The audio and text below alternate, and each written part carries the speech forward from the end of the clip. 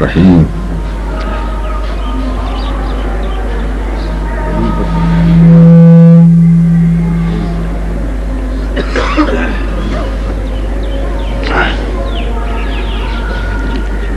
الحمد لأہلہ والصلاة علی اہلہا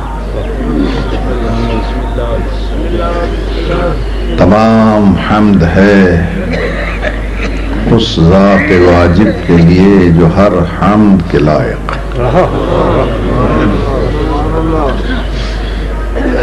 درود و سلام ان ہستیوں پر جو ہر طرح سے درود و سلام کے لائق۔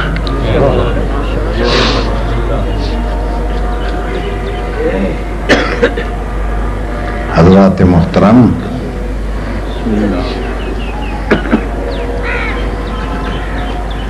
علماء کرام کے دیے ہوئے موضوع کے مطابق آج میں ضرورت عدل کے عنوان سے آپ حضرات سے یہ عرض کرنے آیا ہوں کہ جب کائنات پر ہماری نظر پڑتی ہے تو ہر قسم کے اجساد، افراد اور اشیاء نظر آتی ہیں۔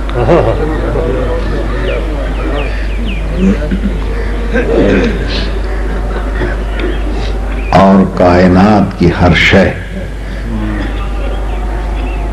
اپنے آپ کو ہر ایک سے افضل اور بلند تر سمجھتی نظر آتی ہے۔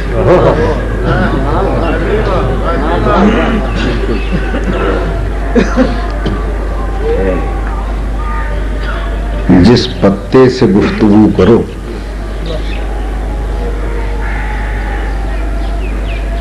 انا شجر کا اعلان کرتا نظر آتا ہے۔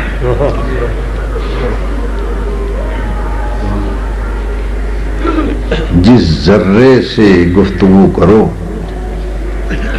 انا شمس کی صدا بلند ہوتی ہے۔ جس قطرے سے بات کرو انا البحر کا اعلان جاری ہوتا ہے۔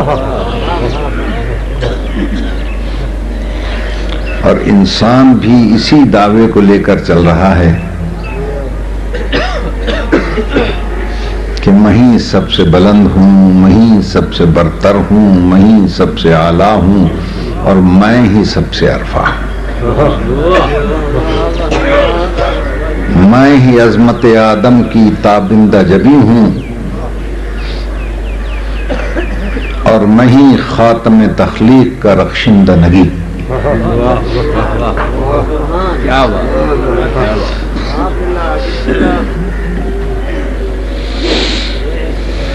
لیکن صاحبان عقل و فہم انسان کے اس دعوے کو تسلیم کرنے کے لیے تیار نہیں ہے۔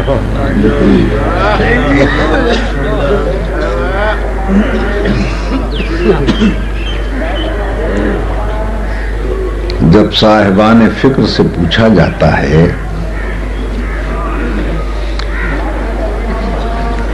کہ انسان کی افضلیت پر سارے مفکرین کا اجماع ہے تو تم کیوں نہیں مانتے؟ وہ کہتے ہیں ہم صداقت کے مقابلے پر اجماع کی پرواہ نہیں کرتے۔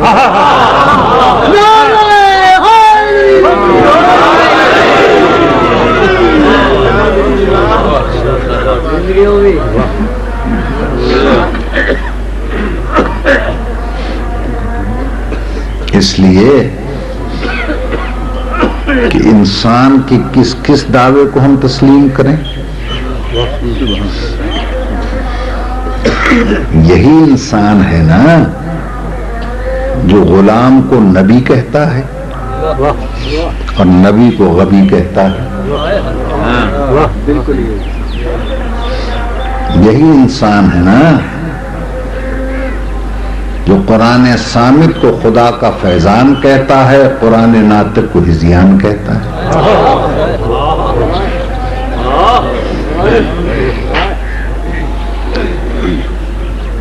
جب انسان نے دعویٰ کیا کہ میں ہی سب سے اعلیٰ اور ارفع ہوں، تو سورج نے 9,30,00,000 میل کی بلندی سے 1,40,200 میل پر سیکنڈ کی رفتار سے اپنی کرن کے ذریعے انسان کو پیغام بھیجا کہ تو سب سے ہم سے اعلیٰ اور ارفع کیسے ہو سکتا ہے؟ کیا تو نے میرے آگے پیشانی نہیں جھکائی؟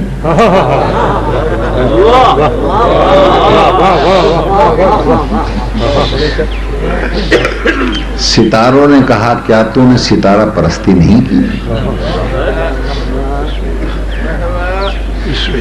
پتھروں نے کہا کیا تو نے ہمیں تراش تراش کر اپنے صنم قدوں کو ہماری الفت سے آباد نہیں کیا؟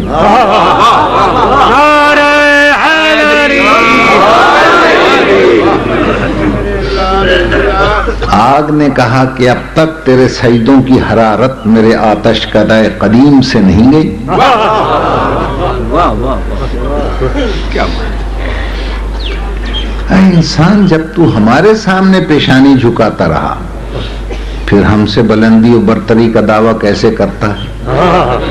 یہ کیسے ممکن ہے کہ ساجد مسجود کے برابر ہو جائے اور عابد معبود کے برابر ہو جائے؟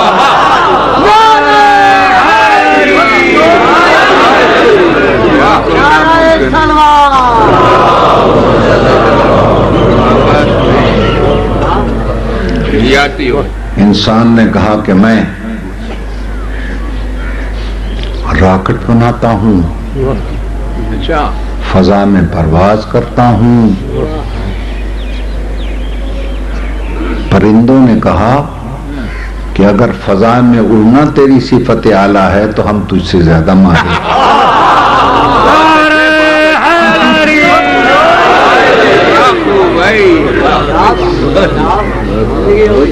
انسان نے کہا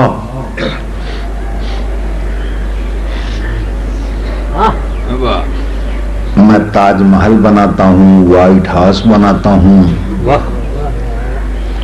بڑے بڑے عالی شان محل اور مکان تعمیر کر لیتا ہوں۔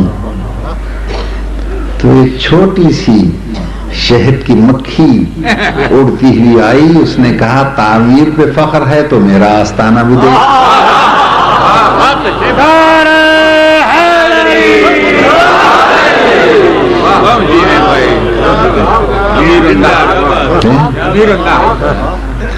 تو مکان بناتا ہے مربع شکل کا،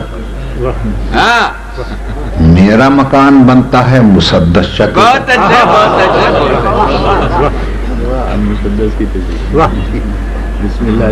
توجہ ہے یہ نا؟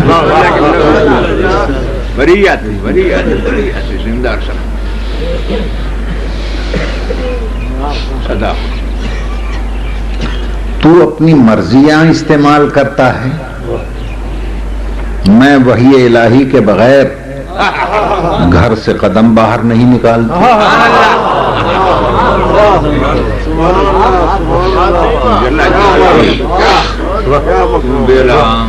ذرا میرا آستانہ بھی دیکھ، میں مکان جو بناتی ہوں مسدس شکل کا مکان، مساوی دائرے، متناسب تقسیم، حسین درجہ بندی، سنگی پشتہ بندی، زنان خانہ الگ،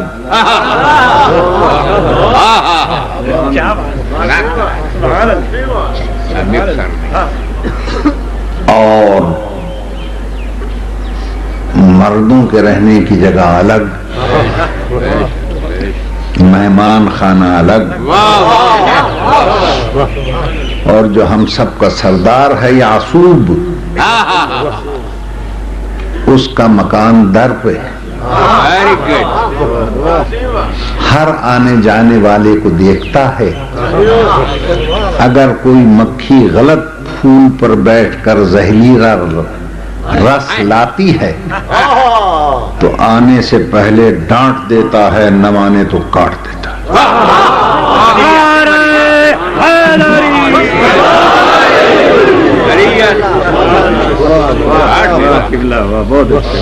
کیا بات ہے۔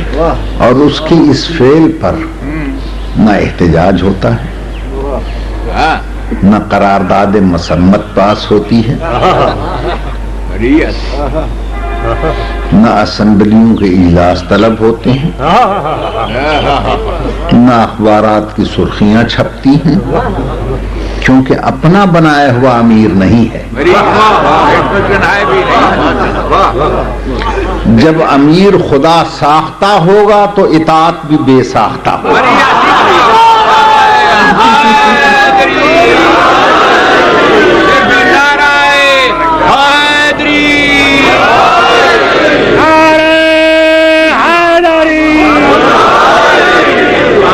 کیا بات ہے، مقرر ایسے وقت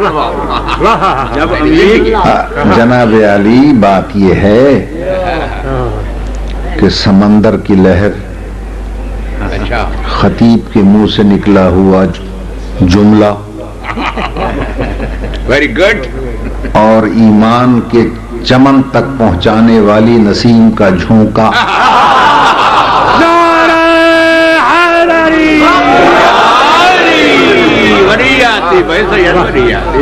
جس کی نسبت ہی نسیم گل زندہ اور کرامت رہے۔ اچھا، تو ایک دفعہ نکل جائے تو پھر مقرر نہیں آئے گا۔ مقرر تو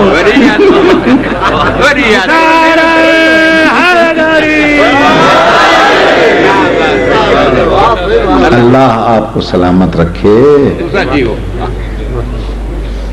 ہر مکتبہ فکر کا انسان اس حسینی کلاسز میں شریک ہوتا ہے۔ بے شک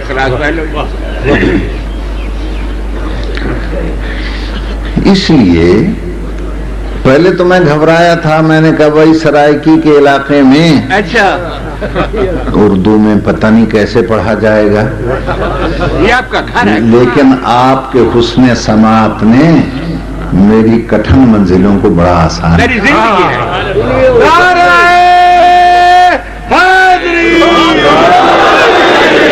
آپ کوئی معراج کرا دیتے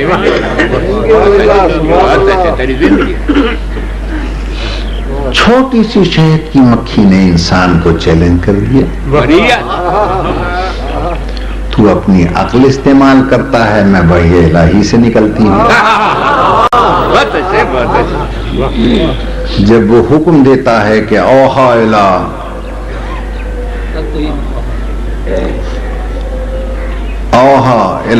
الی النحل،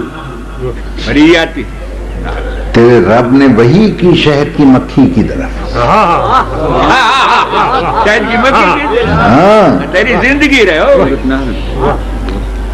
اوحا ربک الی النحل، واہ واہ واہ، تیرے رب نے وحی کی شہد کی مکھی کی طرف سبحان اللہ، کہ گھر سے نکل، وَكُلِي مِن كُلِّ الثَّمَرَاتِ، اور پھلوں کا ذائقہ حاصل کر۔ اچھا بہت اچھا، حیاتی ہو وہ محرم راز لسان اللہی، واہ واہ واہ، وریات ہرا میرا واہ، وریاتی ایک لفظ زندگی سمجھتی ہے کہ نا خدا وہ ہے تو ساحل بھی وہی بتائے گا، رہنما وہ ہے تو منزل بھی وہی دکھائے گا۔ گھر سے نکلی، گلی گلی گھومی، کلی کلی چومی، کسی کو دیکھا رکی، کسی کو دیکھا اور جھکی، عالم نہیں مگر خیر و شر سے واقف ہے. مفتی نہیں مگر حلال و حرام کو پہچانتی ہے.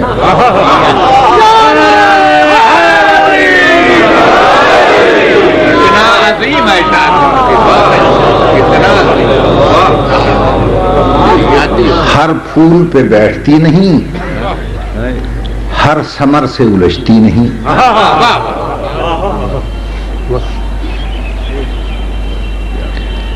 اس لیے کہ مختصر سی ہے مگر امتیاز بوئے گل رکھتی ہے.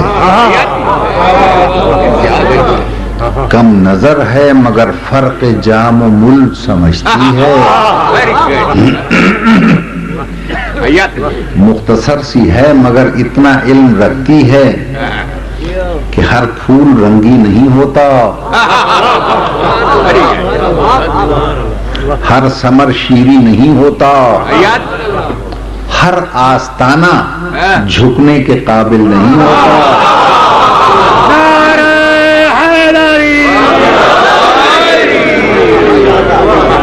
ہر مسند بیٹھنے کے لائق نہیں ہوتی.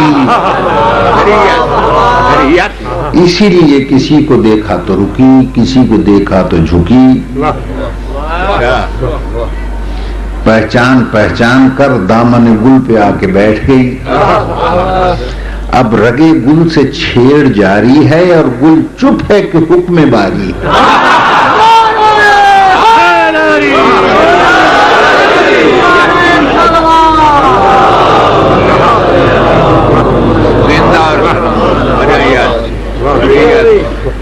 ایسے آ کے بیٹھی کہ دامن گل پہ شکن نہ آئی، ایسے لہو پیا کہ دامن قاتل پہ داغ نہ تھا.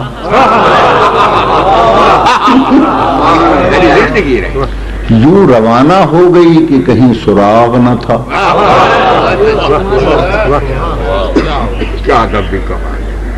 اب جو دیکھا تو گلے معصوم کملا کے رہ گیا. پوچھنے والوں نے پوچھا گل تجھے کیا ہوا؟ اس نے کہا جناب آخر مرنا تھا، جان دینا تھی. اگر نشتر مگس نہ چھیڑتا تو دستے گلچی کب چھوڑتا.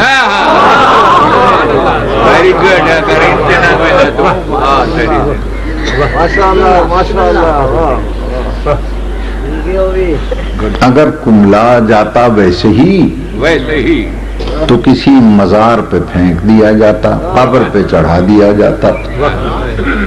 لیکن جب میرا لہو دامن مگس میں پہنچا وحی الہی کے ذریعے تو قرآن نے آواز دی کہ اب شہد بن گیا. فیہ شفاء للناس.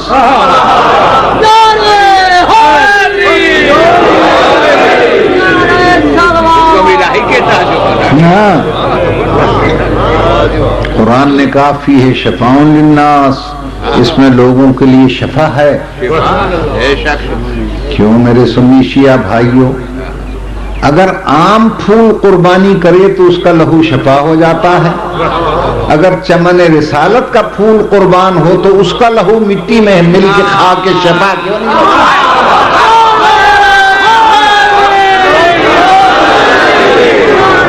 کیا بات ہے بھائی، کیا بات ہے. تفصیل کی بات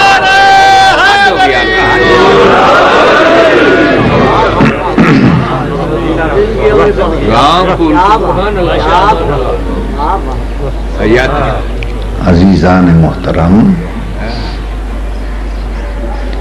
انسان کہتا تھا میں اعلیٰ اور افضل ہوں، کائنات کہتی تھی میں اعلیٰ اور افضل.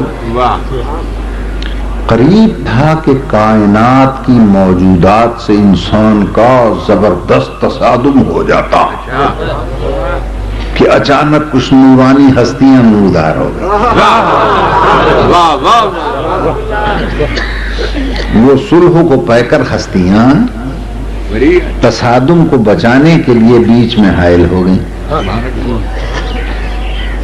ان کا تم سب چپ ہو جاؤ، ہم بتائیں گے کہ افضل کون ہے اور مفضول ہم فیصلہ کریں گے، ہم بتائیں گے اعلیٰ کون ہے اور ادنا کون ہے.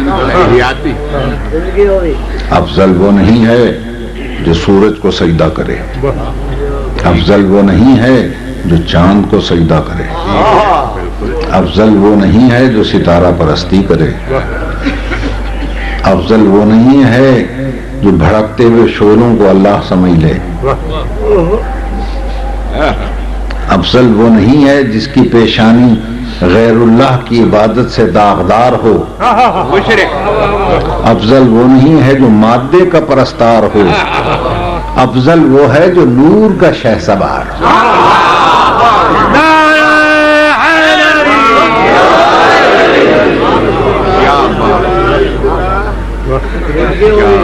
افضل وہ نہیں ہے جو دور بینوں سے لاکھوں میل دور کی چیزیں دیکھتا ہے، افضل وہ ہے جو چشم دل سے خدا کا جلوہ دیکھتا ہے.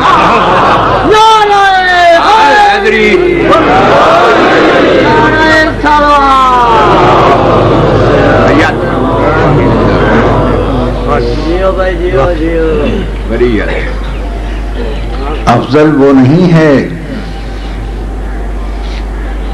کہ جو زمین سے پرواز کر کے کراچی تک جانے میں گھنٹوں لگاتا ہے، افضل وہ ہے جو کونین سے قوسین تک جاتا بھی ہے آتا بھی ہے اور اتنی جلدی کہ زنجیر در ہلتی رہے، وضو کا پانی چلتا رہے، بستر کی گرمی باقی رہے.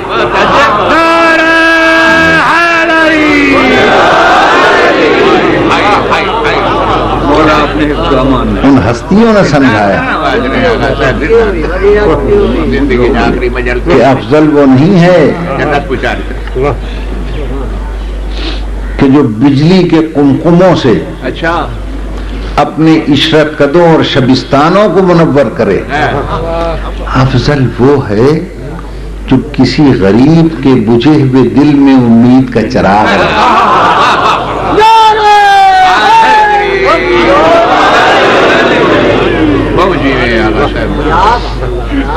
افضل وہ نہیں ہے جو خلا بازوں کے ذریعے چاند پہ ایگل گاڑیاں اتارے، افضل وہ ہے جو اشارے سے اسے دو ٹکڑے کر کے دے.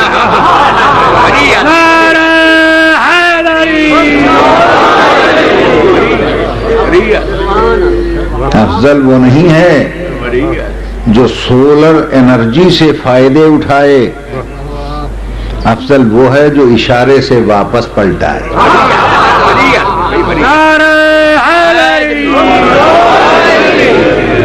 افضل وہ نہیں ہے جو کینسر اور ایڈز کے علاج دریافت کرے اور ناکام ہو جائے، افضل وہ ہے جو ٹھوکروں سے ذروں کو خاک شفا بنا دے. افضل وہ نہیں ہے جو چاند سورج کو اسیر کرے، افضل وہ ہے جو اپنے دسترخوان کی روٹیاں مسکین و اسیر کو دے دے.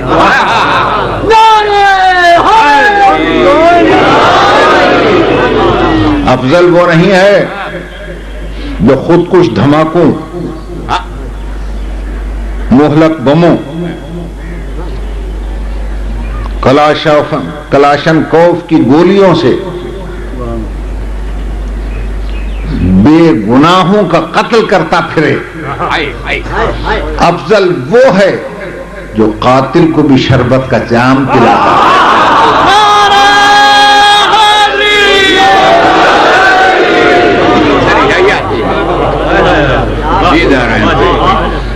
یہ ہستیاں کون ہیں؟ یہ خدا کے جلائے ہوئے چراغ ہیں جو مادیت کے فانوس میں روشن ہیں.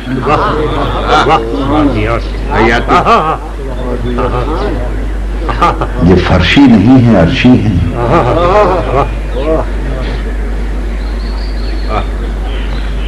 یہ زمانی نہیں ہے، لازمانی ہے. یہ مکانی نہیں لا مکانی ہیں. توجہ فرمائیے آپ نے.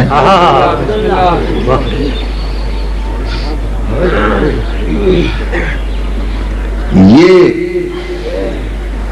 عام لوگ نہیں ہیں، یہ اللہ کی خدائی میں اس کی بادشاہی ہے.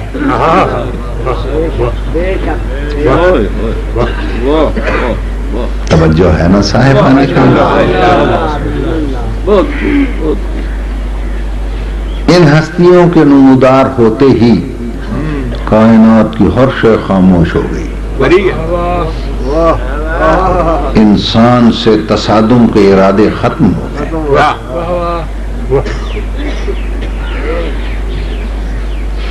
توجہ کیجیے گا. اور ان ہستیوں میں سرخیل و تاجدار اور ساری کائنات کا سردار وہ آفتاب حرم، وہ نازنین گنج حرم، وہ دل کا چین، وہ ارباب درد کا مقصود، وہ سرور دو جہاں، وہ محمد عربی.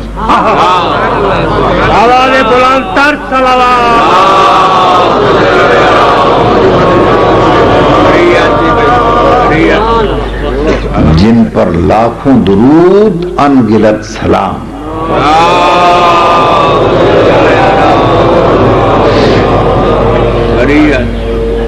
بے شک بے شک. توجہ ہے یا نہیں صاحب؟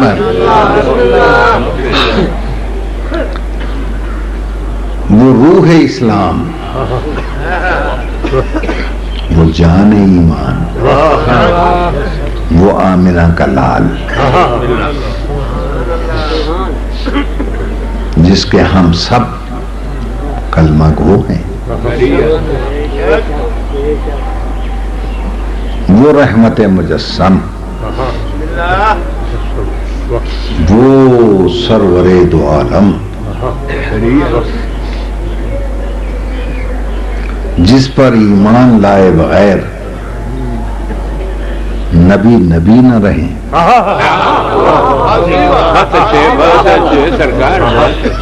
رسول رسول نہ رہیں.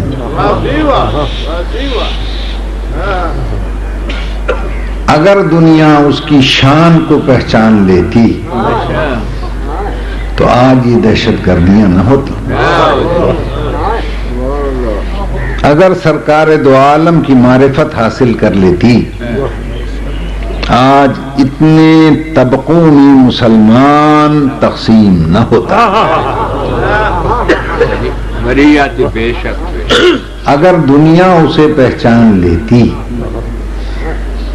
تو کسی جاہل کو دعوی نبوت کرنے کی جرأت نہ ہوتی.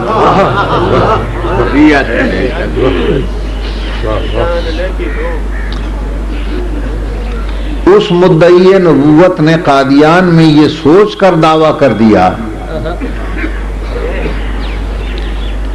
کہ جب لوگ امی کو، جس کا ترجمہ مولوی کہتے ہیں ان پڑھ، کو نبی مان سکتی ہے تو میں تو چلو پٹوار فیل صحیح مگر کچھ تو پڑھا ہوا ہوں.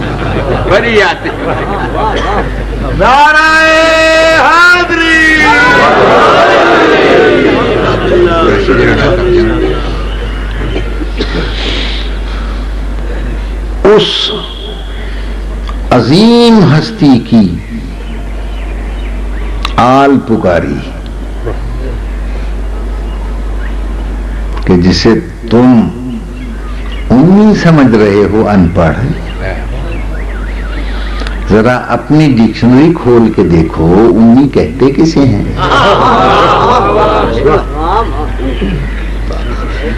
جب ڈکشنری کھول کے دیکھا تو عرب میں ام کے معنی ہے الام هو الاصل. ماں کو بھی ام کہتے ہیں چونکہ بیٹے کی اصل ہے ماں. ماں کے بغیر بیٹے کا وجود نہیں ہوتا. وَلَوْلَاكَ لَمَا خَلَقْتُ الْأَفْلَاقَ، میرے حبیب اگر تو نہ ہوتا تو میں کائنات کو ہی پیدا نہ کرتا. چونکہ کائنات کی اصل ہے محمد، اس لیے کہلاتا ہے امی.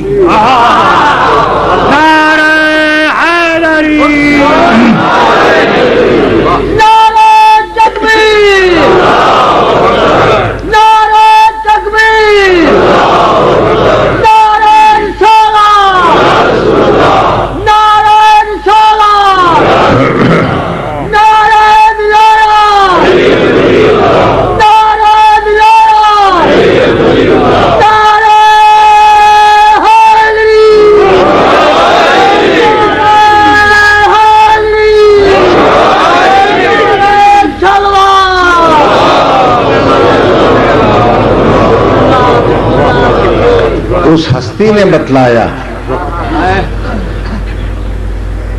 کہ دیکھو ہر ایک شے افضل نہیں ہو سکتی. بڑے غور سے سنیے گا.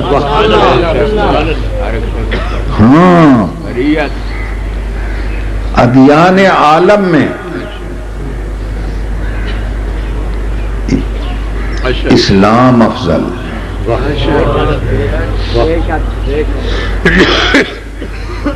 ہفتے کے ایام میں جمعہ افضل، بالکل بالکل، مہینوں میں رمضان افضل، راتوں میں لیلۃ القدر افضل، جانوروں میں جن کی اللہ قسم کھائے وہ گھوڑے افضل.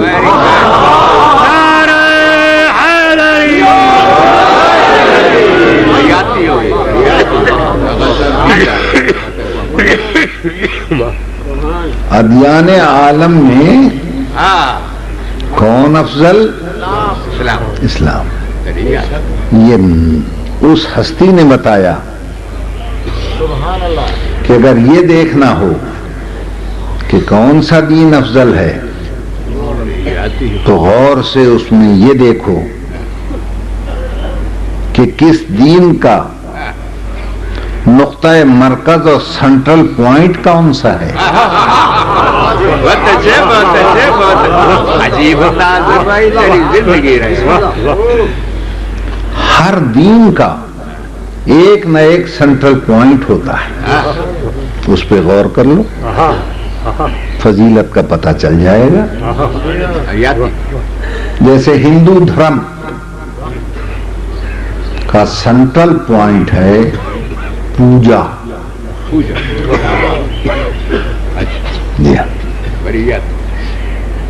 پوجا کرتے ہیں بڑے بڑے پڑھے لکھے ہندو، جن سے یونائٹڈ نیشن میں آپ بات نہیں کر سکتے، اتنے تیز ترار، لیکن جب پوجنے پہ آئے تو اپنے ہاتھ سے پتھر کے بت بنا کر ہاتھ جوڑے بیٹھے ہیں. توجہ ہے یا نہیں؟ ان کا مذہب کا سینٹرل پوائنٹ پوجا ہے. گنگا جمنا کے کنارے ہاتھ جوڑ کے بیٹھتے ہیں کہ تو ہماری ماتا ہے، تو ہماری اماں ہے. توجہ ہے نا صاحب؟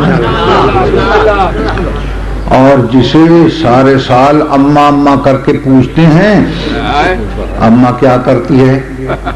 جوش میں آ کے سیلاب لاتی ہے اور بیٹوں کے سارے گھر برباد کر جاتے ہیں.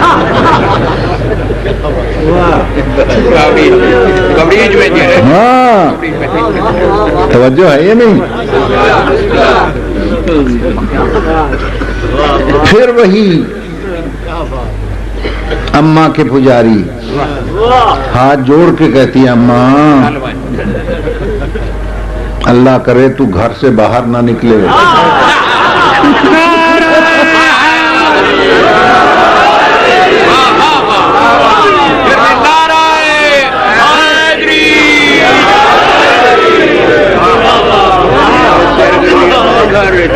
اپنے گھر میں رہے اماں،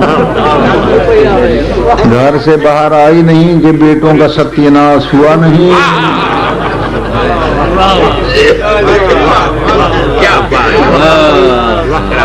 لیکن اس کے باوجود چونکہ سینٹرل پوائنٹ ہے پوجا، پوج رہے ہیں بیٹھے اسے، پھر سے پوج رہے۔ عیسائی مذہب کا سینٹرل پوائنٹ ہے نقطہ مرکزی مرسی رحم۔ اچھا توجہ ہے؟ دیکھیے پڑھے لکھوں سے گفتگو کر رہا ہوں، بچوں تک میں حسینیت کے صدقے میں پیغام پہنچا رہا ہوں۔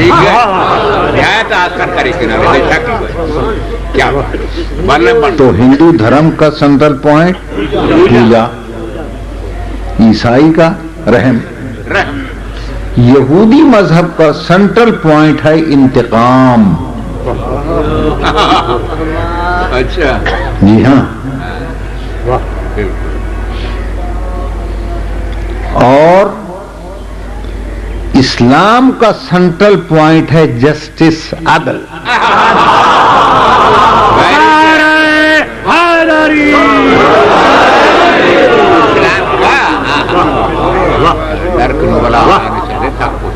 توجہ ہے یہ نا؟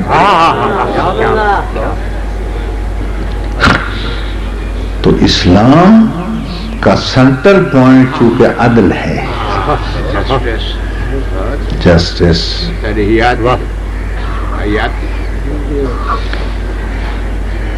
اسی لیے اسلام کے اصول دین میں توحید کے ساتھ عدل کی شرط ہے۔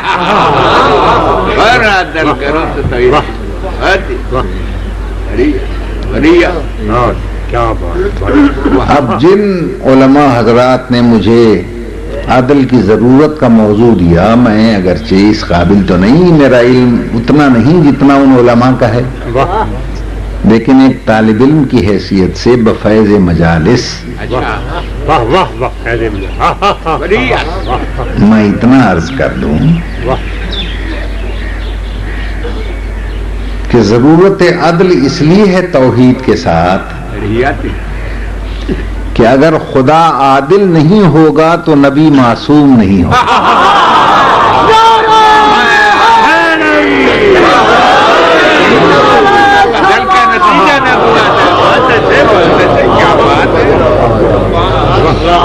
اس لیے کہ جب وہ عادل ہی نہیں ہے نبی کا تو جیسا نبی چاہے بنا کر بھیج دے، ان پڑھ بنا کے بھیج دے، وہ عادل تھا جبھی تو کچھ نہ جاننے والا بنا کر بھیج دے، سہو و نسیان کا مریض بھیج دے، اس لیے کہ جب وہ عادل ہی نہیں ہے۔ اسی لیے ہمارے ہاں اصول دین میں توحید کے ساتھ عدل ضروری ہے اور نبوت کے ساتھ عصمت ضروری ہے۔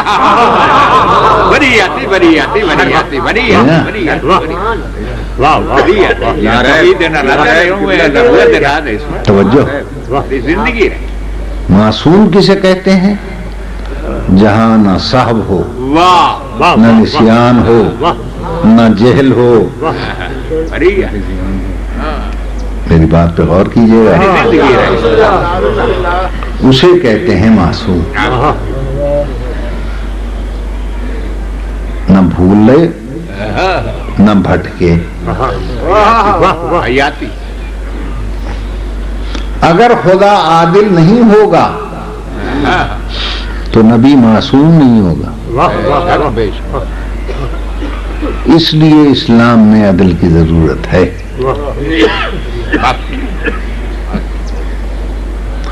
جس کے اصول دین میں عدل نہیں ہے وہاں نبی بھی معصوم نہیں ہے۔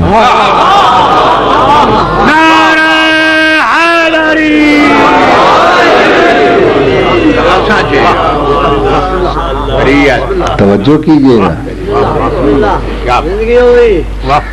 حیدرآباد سندھ میں پڑھ رہا تھا تو ایک مسجد سے مولوی نے اسپیکر کھول کر فل والیوم کر کے. میرے خیال میں 13 رجب کی تاریخ تھی اور میں کعبے پر روشنی ڈال رہا تھا کہ دیوار کعبہ کیسے شق ہو گئی. اس مولوی نے فل والیوم کر کے کہا غلط غلط غلط. نیزا جو لگے سینے دے میں پریشان ہو گیا. میں نے کہا بھائی کیا غلط ہو گیا؟ کیا غلط ہو کہ علی کی وجہ سے دیوار شق نہیں ہوئی. یہ جو دیوار میں شق ہونے کا نشان ہے یہ اس لیے ہے کہ حضور نبی اکرم وہاں عبادت کرنے جاتے تھے. ایک دن عبادت کرتے کرتے جلدی میں گھر چلے گئے تو کعبے میں تسبیح بھول گئے.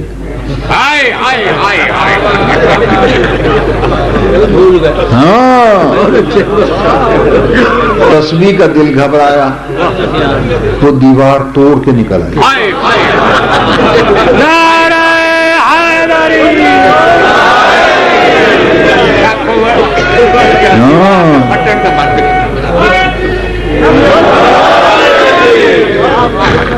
یہ تحقیق پہلی دفعہ جب میں نے سنی, توجہ, پہلی دفعہ سنی تو میں نے دوسرے دن کہا مولانا اس کا مطلب ہے وہ علی کی ولادت کا نشان نہیں ہے, نبی کی بھول کا نشان ہے.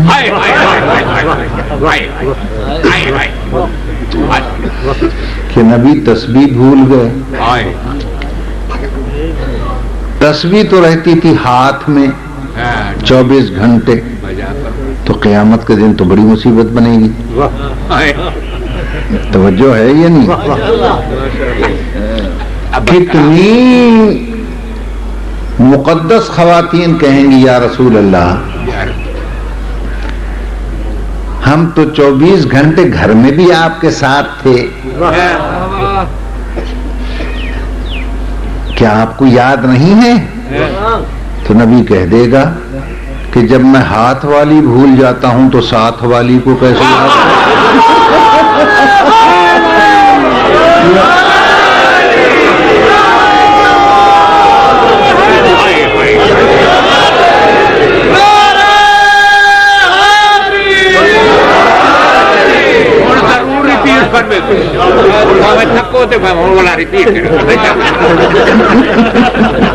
ہاتھ بلند کر کے نعرہ حیدری.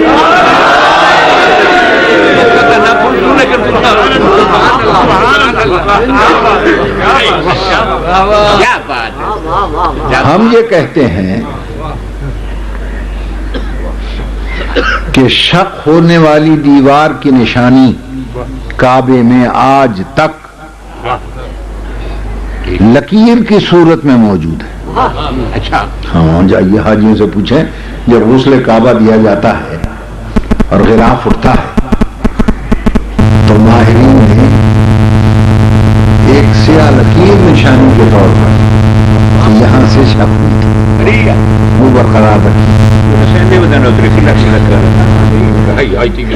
توجہ ہے یا نہیں؟ مجھ سے ایک ہندو نے پوچھا تھا کہ اسلام تو وحدت کی تعلیم دیتا ہے, یہ آپ سنی شیعہ دیوبندی بریلوی اہل حدیث میں کیوں تقسیم ہو گئے؟ میں نے کہا یہ غلط فہمی نکال دو, ٹھیک ہے, حسینیت کا درس سمجھو. ہم میں کوئی فرقہ بندی نہیں ہے, ہم کوئی الگ الگ نہیں ہیں. میں نے کہا پھر کون ہے آپ؟ میں نے کہا ہم سب کعبے میں جو لکیر ہے اس لکیر کے فقیر.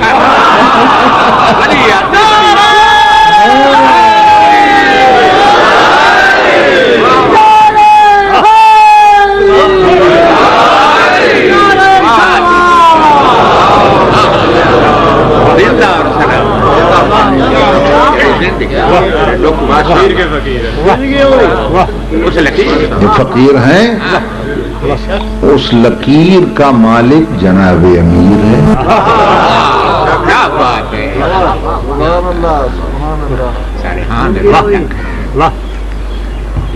گھبرا نہ گئے ہوں تو صلوات پڑھتے ہیں.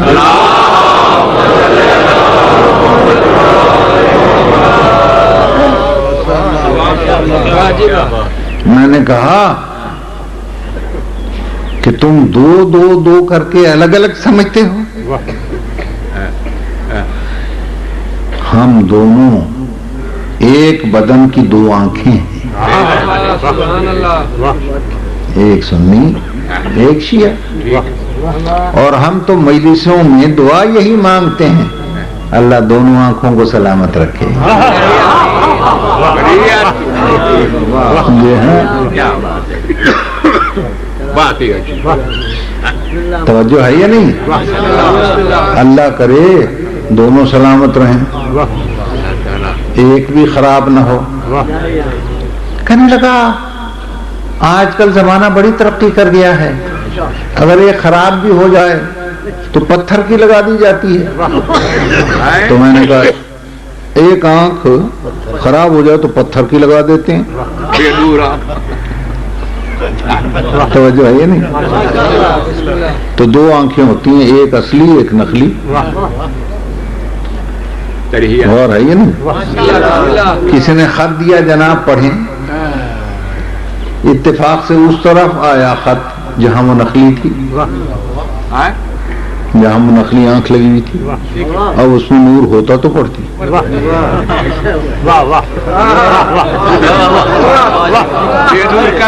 تو پڑھ دیا اصلی نے, آبرو بچ گئی نقلی کی.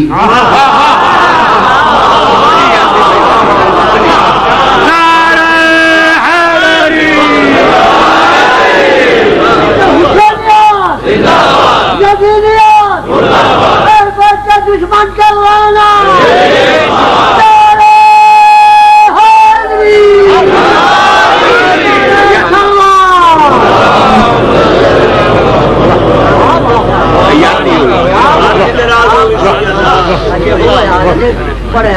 ہاں پڑھ دیا اصلی نے, عزت بچ گئی نقلی کی. اور میرے کان سن رہے تھے جو اس کے قریب بیٹھے تھے. توجہ, وہ اس اصلی سے کہہ رہی تھی اگر تو نہ ہوتی تو میں ہلاک.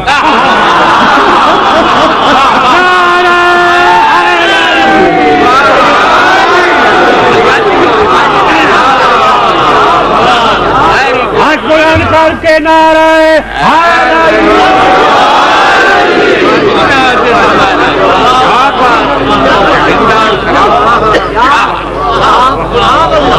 توجہ فرما دیا آپ نے. دیکھو نا, عالمانہ باتیں تو علماء کرتے ہیں, میری تو طالب علمانہ اور قلندرانہ باتیں ہیں. میری تو کوشش یہ ہے کہ میں نسیم کا جھونکا بن کر ایمان کے چمن تک اس طرح آپ کو لے جاؤں کہ خاروں سے دامن تار تار نہ ہو.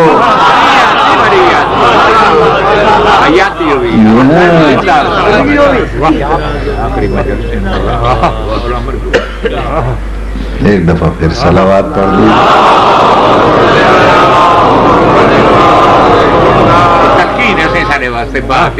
توجہ ہے یا نہیں؟ تو جہاں عدل نہیں ہوگا وہاں نبی بھی معصوم نہیں ہوگا, بھولتا رہے گا, نسیان میں پڑتا نظر آئے گا. اور جہاں اصول دین میں توحید کے ساتھ عدل ہوگا, یاد رکھیے وہاں نبی بھی معصوم ہوگا.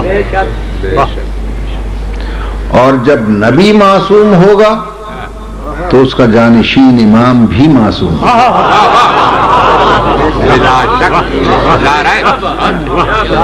اس لیے کہ معصوم کا غیر معصوم جانشین کیسے ہوگا بھائی؟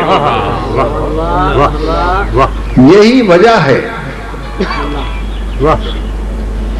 کہ عیسائی، یہودی اور ہندو اسکالرز نے بھی، جیسے فلپس کے ہٹی، اس نے ہسٹری آف دا عرب لکھی.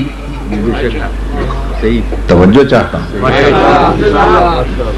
ایک ایک مذہب کا اس ہسٹری میں جائزہ لیتا گیا.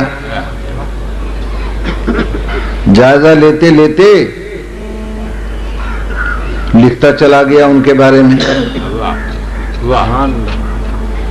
جب وہ ہمارے امام تک پہنچا، توجہ ہے یہ نہیں، تو وہ بھی ہمارے ائمہ کے بارے میں لکھ گیا. اور یہ history of the Arab by Philips کے ہٹی. کتاب Imamates of Shia were divinely protected from sin and error. تمام مذہب کے اماموں میں صرف شیعوں کے امام گناہوں سے پاک اور معصوم نظر آتے.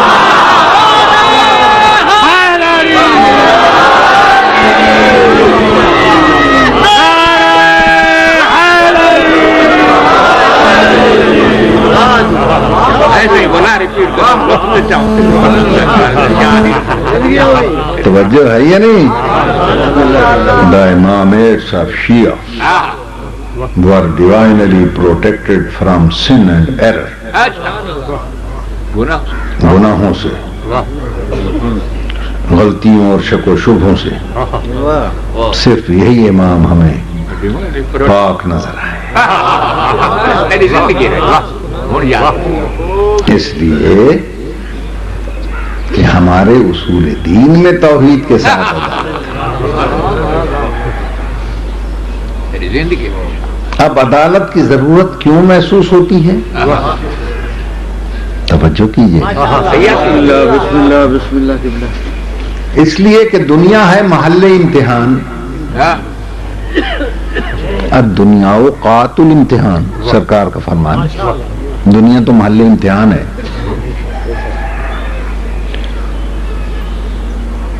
اور کتنا کم عقل ہے وہ طالب علم جو کمرہ امتحان کو مستقل گھر سمجھ کے بیٹھا رہے.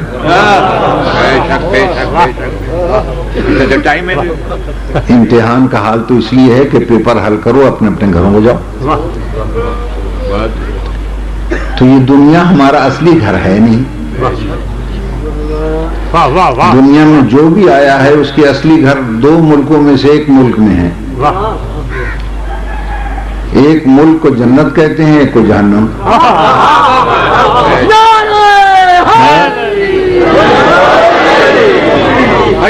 ہر ایک یا اس ملک کا باشندہ ہے یا اس ملک کا. تو کوئی طالب علم اگر یہ سوچے کہ اگر جنت ہی میں بھیجنا ہے اس نے تو سب کو جنت ہی میں رہنے دیتا. توجہ وہی رکھتا. اللہ نے کہا میں عالم الغیب ہوں، میں جانتا ہوں.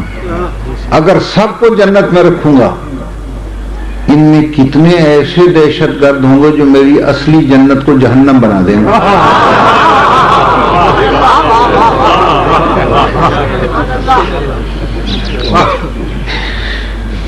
اس لیے کچھ کو جنت میں، کچھ کو جہنم میں.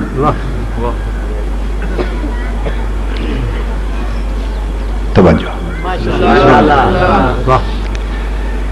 تو جنہیں جنت میں بھیجتا وہ تو بڑے خوش ہوتے، کہتے واہ واہ کیا ہوا ہے، کیا فضا ہے، کیا پیارا مقام ہے.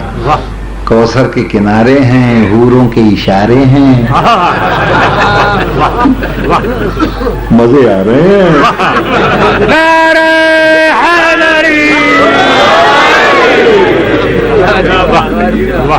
اور جنہیں جہنم بھیجتا ہڑتالیں کرتے، ہنگامے، لانگ مارچ،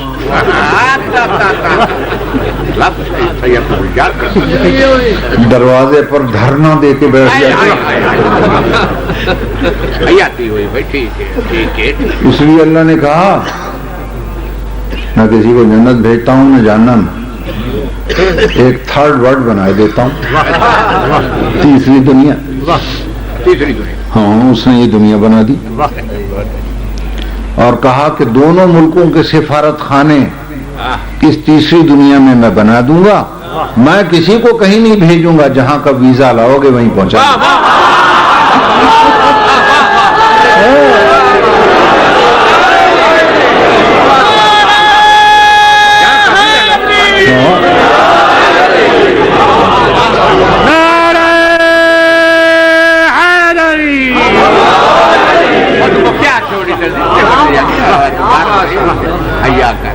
توجہ ہے یہ نہیں؟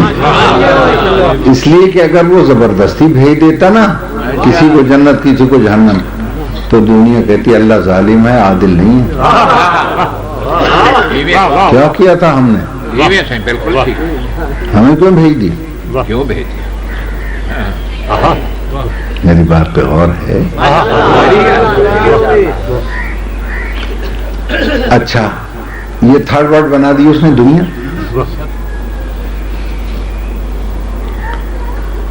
اور اس دنیا میں جب مختلف مذاہب کے مفکرین نے دیکھا کسی کو غریب، کسی کو امیر، کسی کو تندرست، کسی کو بیمار، کسی کو پڑھا لکھا، کسی کو جاہل، کسی کو بہت بڑا، کسی کو اس کا ملازم، کسی کو امیر، کسی کو امیر، کسی کو غریب. توجہ کیجیے گا. تو لوگوں نے کہا کہ یہ کیسا خدا ہے؟ کسی کو اتنے آرام میں اور کسی کو اتنی تکلیف میں. توجہ رہے. بہت اچھا. یہ افراط و تفریط کرنے والا خدا ہے.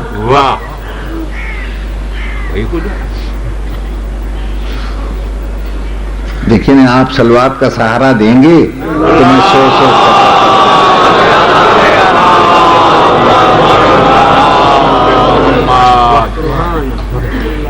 تو ہندو دھرم کے مفکرین نے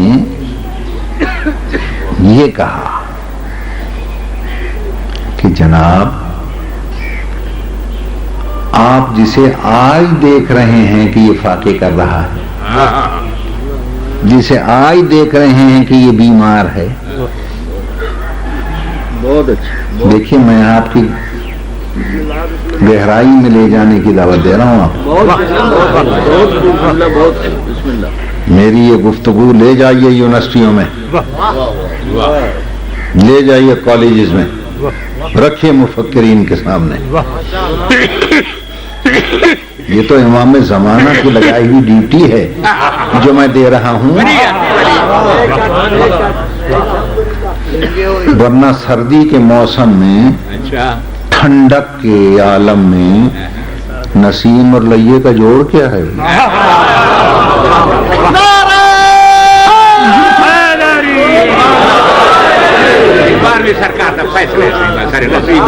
ایک سلامات پڑھ دیں.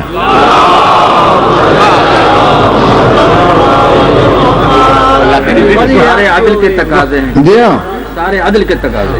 ہندو دھرم نے یہ کہا کہ جناب جسے آپ آج دیکھ رہے ہیں غریب ہے، مفلوق الحال ہے یا بیمار ہے، آپ نے اس کا پہلا جنم نہیں دیکھا. بہت اچھے. پچھلے جنم میں جس نے جیسے کرتوت کیے ہیں،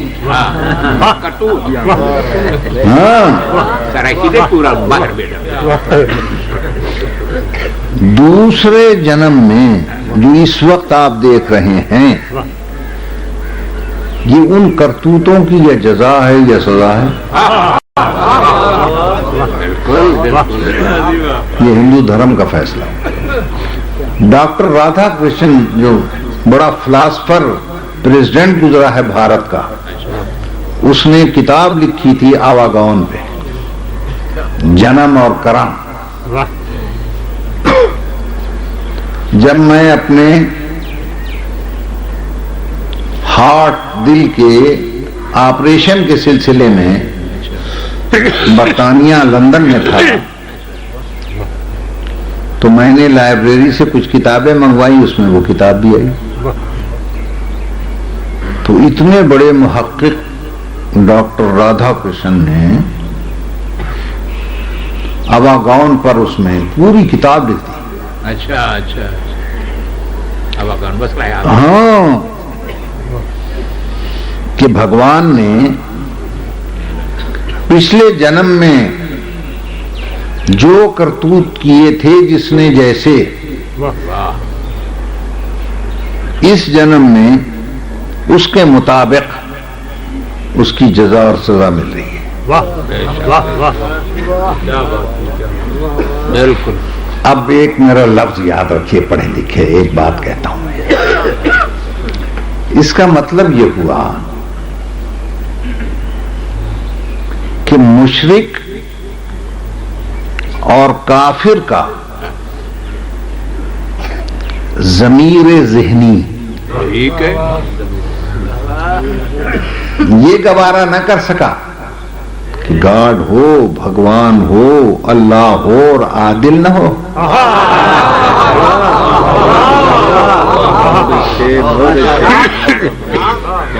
اچھا جی ہاں، واہ واہ، اس نے کہا یہ بھگوان کی عدالت کا تقاضا ہے۔ گویا کافر اور مشرک کا ذہن بھی یہ برداشت نہ کر سکا کہ بھگوان ہو اور عادل نہ ہو۔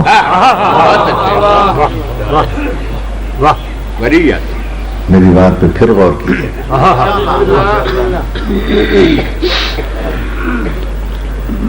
ہم یہ کہتے ہیں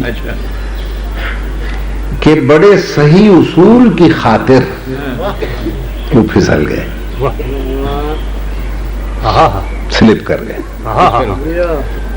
پھر دعوت فکر دے رہا ہوں، پڑھے لکھے جتنے حضرات بیٹھے ہیں، وکلاء، پروفیسر اور دیگر ذہین اور فتین انسانوں کا مجمع، کہ ہندو دھرم صحیح اصول کی خاطر غلطی کر گیا۔ ہو سکتا ہے آپ سوچیں کہ جب اصول صحیح ہے تو غلطی کیسے کر گیا؟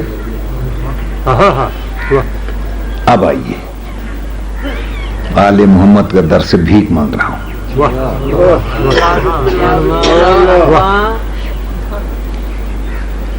اس لیے پھسل گئے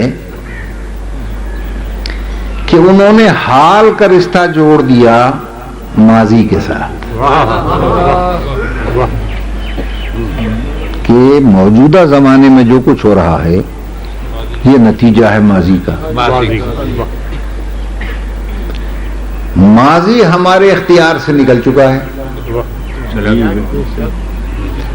اگر یہ موجودہ حال جو ہے یہ ماضی کا نتیجہ ہو اور ماضی ہمارے اختیار سے باہر ہو گیا تو اصلاح احوال کی ساری کوششیں بیکار ہو جائیں گی۔ بہت اچھے، بہت خوب قبلہ، بہت سبحان اللہ، سبحان اللہ۔ اس لیے کہ حال تو ماضی کا نتیجہ ہے، بہت اچھے، ماضی ہمارے اختیار سے باہر چلا گیا، اصلاح احوال کی ساری کوششیں بیکار ہو گئیں۔ اس سے ایک قدم اور آگے بڑھ کے کہتا ہوں، بلکہ اس وقت کی حال میں کوششیں نہ صرف بیکار ہو جائیں گی بلکہ اصلاح احوال کی کوششیں جرم بن جائیں گی۔ صحیح، اگر اس کو مان لیا جائے۔ توجہ چاہیے۔ جی بسم اللہ، صحیح فرمایا۔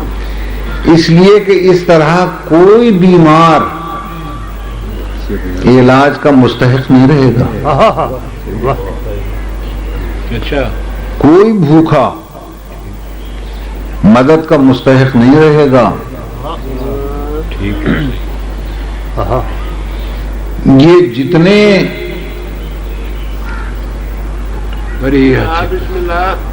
امداد کے مراکز ہیں بند کرنے پڑیں گے،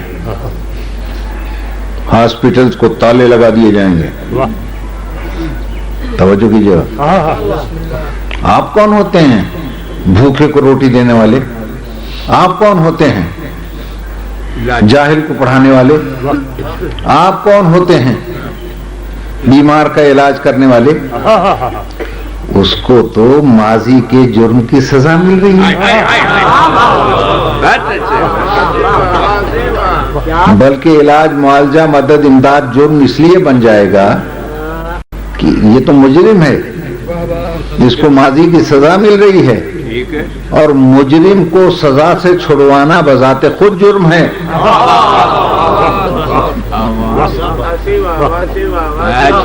پتہ نہیں میں سمجھا سکا یہ.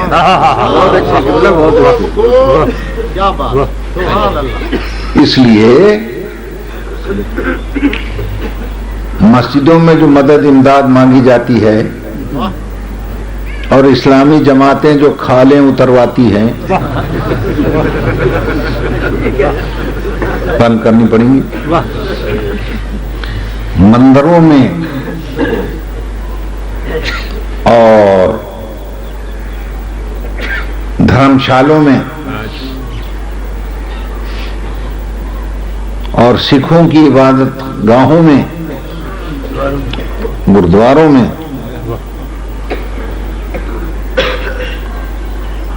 یہودیوں کے سینیگاگ میں،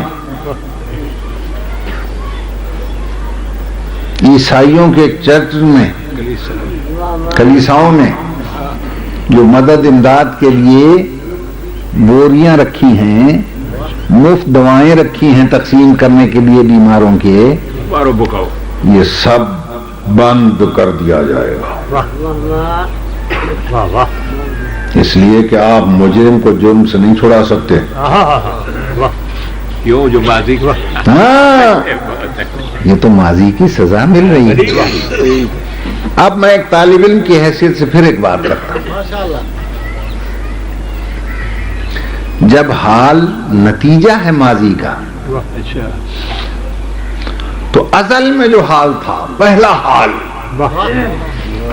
اس میں جس کو بیماریوں نے گھیرا، جس بیماری نے گھیرا، فاقہ مستی نے گھیر لیا کسی کو، ایک بھائی نے دوسرے کا خون کر دیا، جس پر ابھی کوئی ماضی گزرا ہی نہیں، اس کو کس ماضی کی سزا؟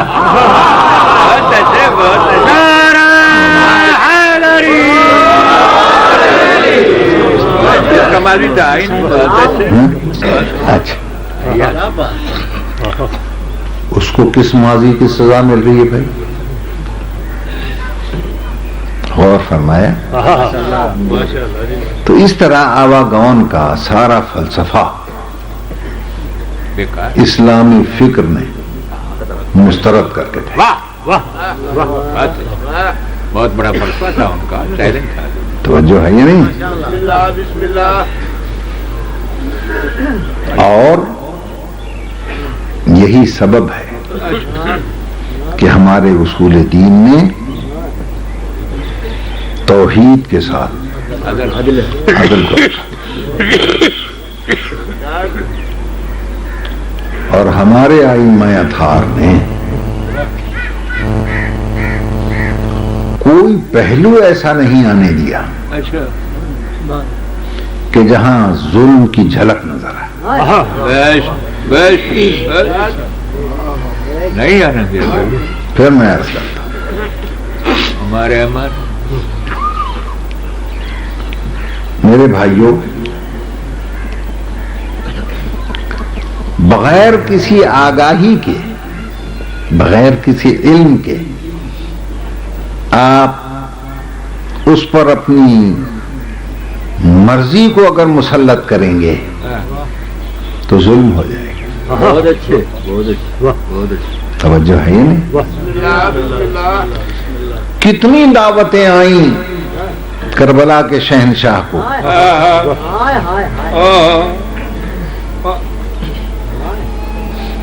کہ ہم آپ کے ہاتھ پر بیعت کرنا چاہتے ہیں. کہا کہ میں کس قابل ہوں؟ میری عدالت کا تقاضا یہ ہے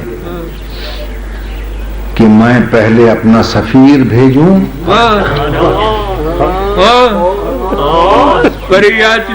جو میرے پیکر کا تعارف کرائے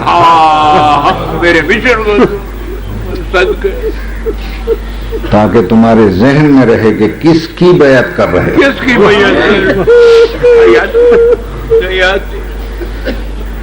اور تمہاری دعوت پر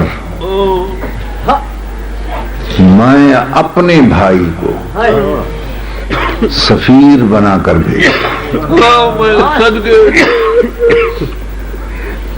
یہ دیکھنے کے لیے کہ تم اس قابل بھی ہو یا نہیں کہ تمہاری دعوت پر میں آ کر تمہاری بیعت قبول کروں. توجہ ہے نہیں صاحب. اپنا نائب بنا کر مسلم کو بھیجا. اب آپ یہ خود سوچ لیں کہ جب حسین جیسا امام ہو تو اس کا نائب کیسا ہو.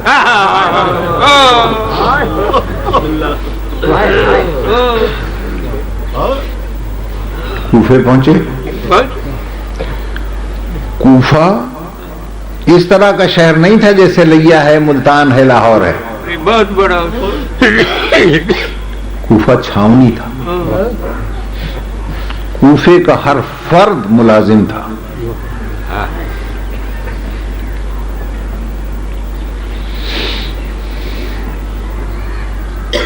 جیسے ہی جناب مسلم وہاں پہنچے سفیر بن کر مولا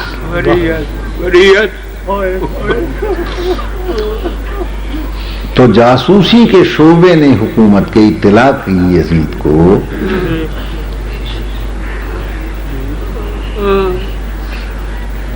کہ یہاں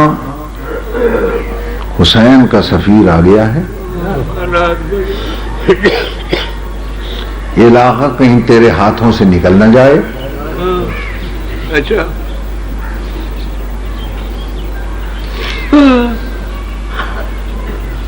تو اس نے ظالم ترین ایک فرد کو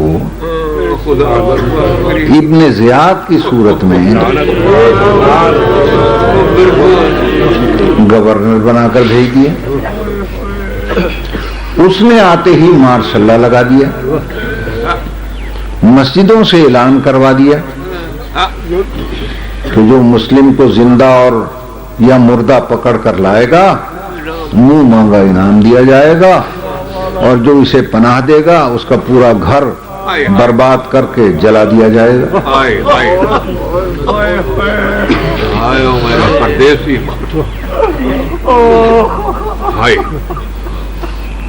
ہر ایک اپنے اپنے گھروں میں ڈر کے مارے سہم کے بیٹھ گیا. ادھر جناب مسلم پہنچے تو جناب مسلم کے پاس پہنچ کر ہزاروں نے بیعت کی. جب اعلان شروع ہوئے اور لوگ چھپ گئے اور کرفیو لگ گیا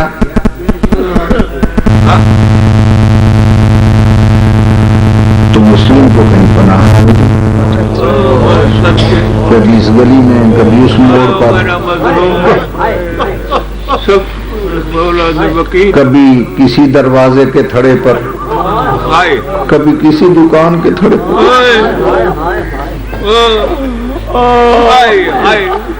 ظہر کی نماز پڑھائی تو ہزاروں نے پڑھی، عصر کی پڑھائی تو سینکڑوں میں رہ گئے،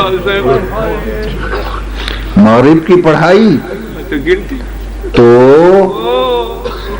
300 افراد کی تعداد لکھی، جب عشاء کی پڑھا چکے مڑ کے دیکھا تو اکیلے کھڑے. ہائے ہائے ہائے تیری تڑائی تو قربان تیری تڑائی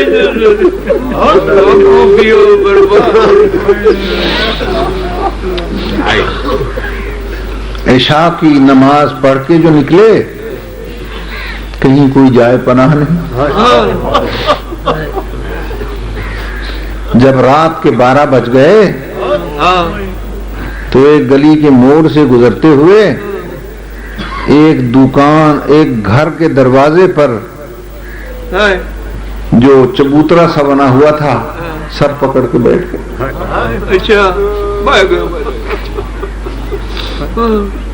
آدھی رات کو گھر کی مالکہ نے دروازہ بند کرنا چاہا. دیکھا کہ بکھرے ہوئے بالوں کے ساتھ ماتھا پکڑے ایک شخص بیٹھا ہے.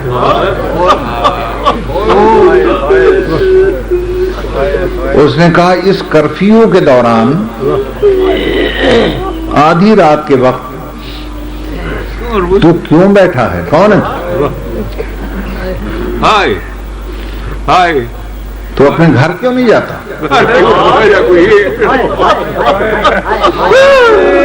ٹھنڈی سانس لے کر کہا اماں میرا کوئی گھر نہیں.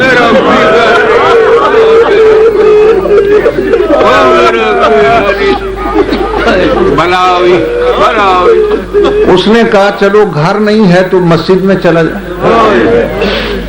وہ اللہ کا گھر ہے کہ مجھے کوئی مسجد میں بھی پناہ لینے نہیں دیتا. کہ ایسا نہ ہو میرا گھر برباد کر دیا جائے تو یہاں سے چلا جا. اچھا بی بی ناراض نہ ہو میں جا رہا ہوں. اٹھنے لگے کمر پکڑ کے اٹھتے اٹھتے منہ سے نکل گیا یا علی ادرکنی.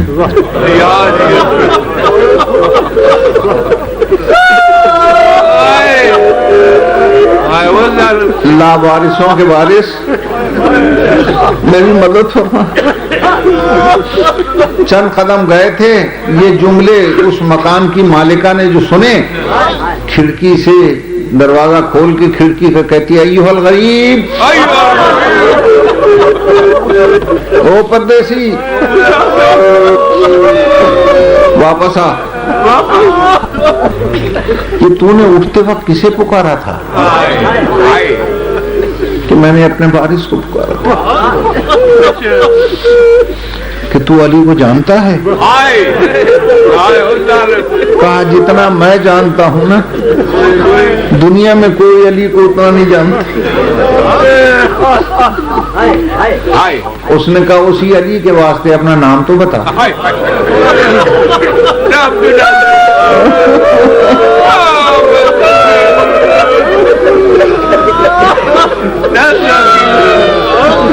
اس نے کہا بی بی مجھے مسلم کہتے ہیں. ارے جناب وکیل نے پوچھا تو وہی مسلم ہے جو میرے مولا کا سفیرانہ تھا؟ میں وہی ہوں. دروازہ کھول کے کہتی ہے کون کہتا تیرا کوئی گھر نہیں ہے؟ کون کہتا تجھے پناہ کہیں نہیں ملتی؟ ہاں میرا گھر تیرا گھر ہے. بٹھا دیا مسلم کو پیر پکڑ کے کہتی ہے کیا کھاؤ گے کیا پیو گے؟ کہا نہ کھانے کو دل کرتا نہ کچھ پینے کو دل کرتا.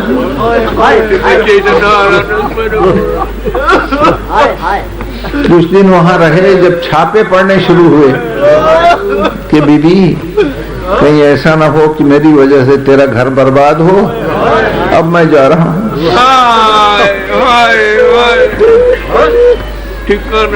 ساری دنیا عید کی تیاریاں کر رہی تھی.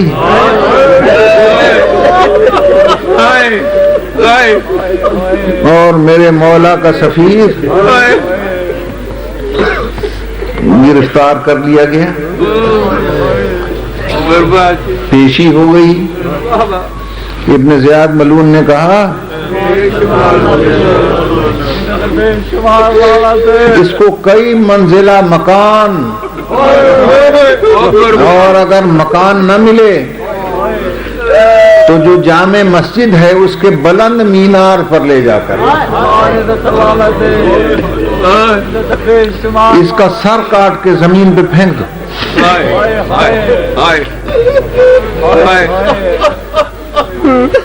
یہ دنیا کا واحد سفیر ہے. ہر ملک میں سفیر کا استقبال ہوتا ہے, گارڈ آف آنر پیش ہوتے ہیں, کاغذات کا سندوں کا تبادلہ ہوتا ہے. یہ پہلا سفیر ہے جسے بجائے کاغذ کے زنجیریں اور رسیاں پہنا دی ہیں.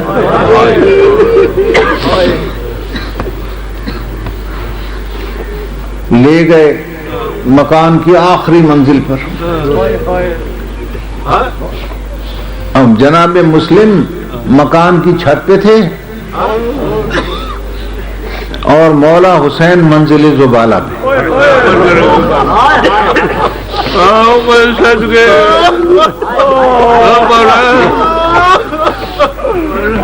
اچانک مرشد حسین کی نظر کوفے کی طرف جو اٹھی, چہرے کا رنگ دودھ کی طرح سفید.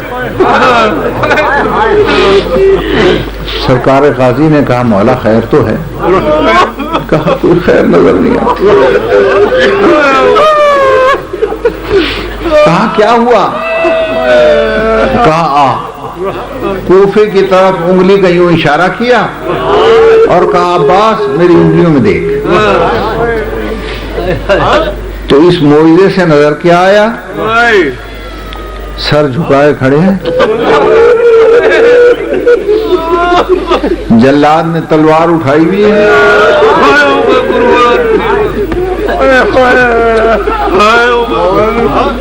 کہا مولا اتنا لاوارث ہے, اکیلا بے وارث کھڑا ہے.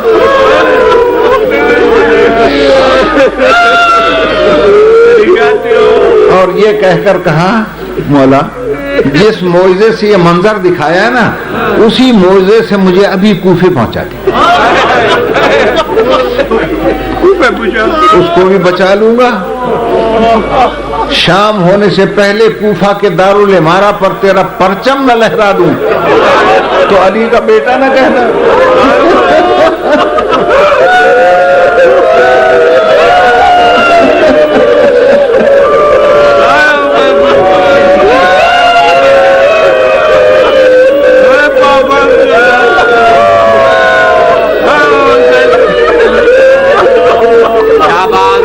وہ تو بے وارث کھڑا ہے.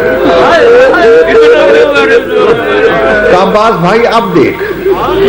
اب جو دیکھا تو ایک طرف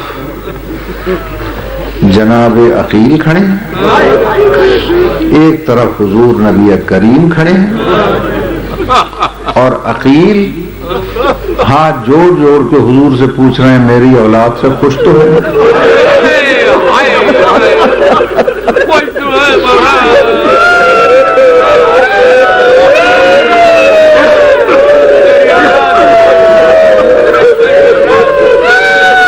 تو غازی عباس نے کہا ہاں مولا اب تو وارث بھی آ گئے ہیں. کہا عباس بھائی اب دیکھ. تیسری دفعہ جو دیکھا تو عباس کے چہرے کا رنگ بھی اڑ گیا. کیا دیکھا؟ جلاد کی تلوار چل چکی تھی, سر کٹ کے زمین پہ آ رہا تھا, اور سڑک کے اوپر سیاہ لباس پہنے ہوئے ایک خاتون جھولی پھیلا کر کہہ رہی تھی بقیہ چھوڑ کے آئی ہوں, مسلم بیٹا تیرا سر میری جھولی میں آئے.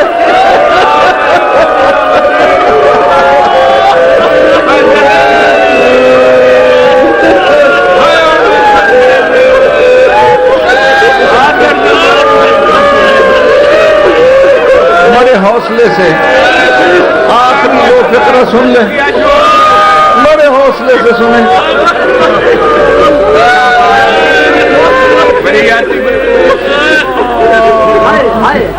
چنانچہ جب دنیا عید کی تیاریاں کر رہی تھی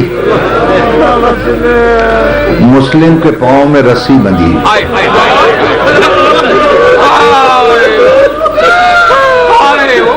کوفے کی گلیوں میں لاش پھرائی جا رہی تھی۔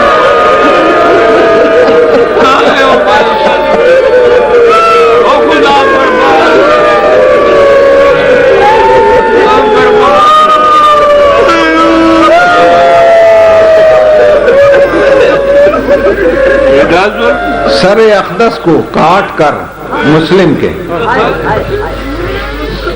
بنی کندا کے مین گیٹ پر لٹکا دیا گیا۔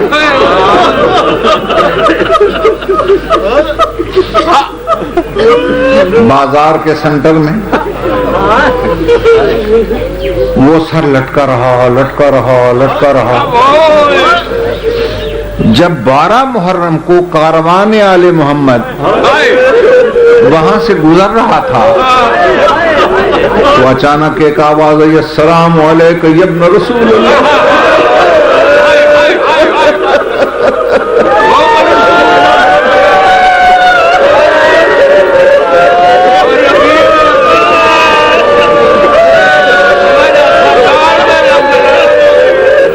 میری شہزادی نے دیکھا کون ہے دشمنوں میں میرے بھائی کو سلام کرنے والا۔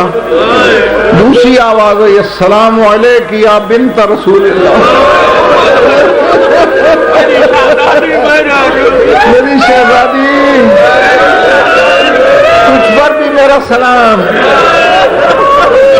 اب جو ذرا سے بال ہٹا کے دیکھا نا شہزادی نے تو دروازے پر مسلم کا سر لٹکا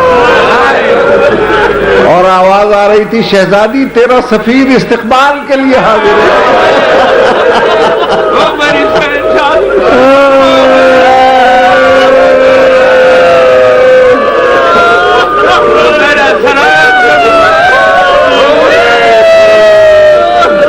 بس آخری بات سن لیں،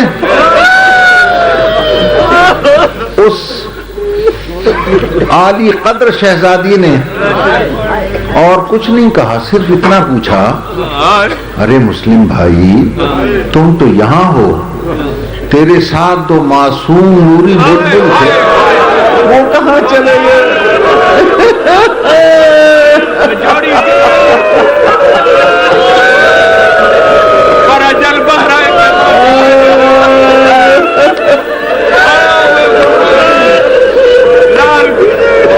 وہ کہاں چلے گئے؟ تو سر اقدس سے آواز آئی، وہ دونوں نوری بلبل کسی منحوس عقاب کے پنجے میں پھنسے۔